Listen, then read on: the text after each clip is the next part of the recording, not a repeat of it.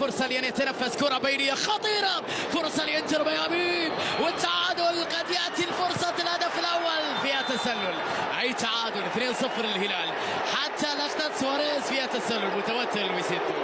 متوتر لويزيتو في هذه اللقطة، ما إذا كان فيها تسلل أم لا. إشارة من الحكم المساعد بوجود تسلل. شوفها مرة أخرى، شوفها مرة ثانية. الكرة التي كانت، وبعد ذلك الآن حكم اللقاء ماذا يقرر؟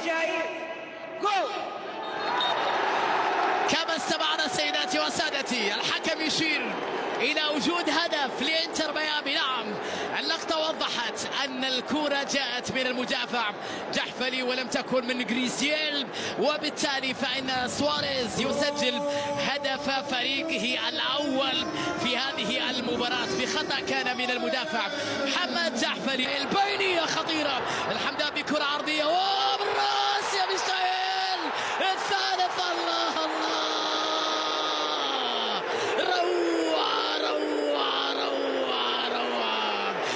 ميشائيل أي ارتقاء، لمسة ولا أجمل. ليالي الزعيم، ما مثلك ليالي الزعيم في الكينغدوم أرينا. هلال ولا ترقب وانتظار ليوم أمام الطيان. ليوم، نعم، من غيره ليوم، من لها غير ليوم. ميسي يسجل هدف ثاني لإنتر ميامي، يعيدهم فرصات رويز ومرور جميل. رويز مرة ثانية وتسديده، يا إلهي مستحيلة يا إنتر ميامي.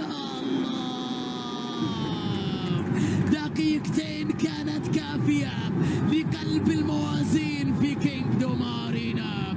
الله على هذا السيناريو، الله على هذه اللقطة، الله على هذه اللعبة، الله على لمسة نبيل خطيرة هلالية بكرة عرضية. فرصة بالراس يا مالكم، يا مالكم بالضربة القاضية الرائعة. وقتك يا مالكم تايم، مالكم الكبير، مالكم يا عيني، مالكم. الضربة الراس العالية، القوة بعد ثواني من خروج اليوم. الهلال يخطف الرابع.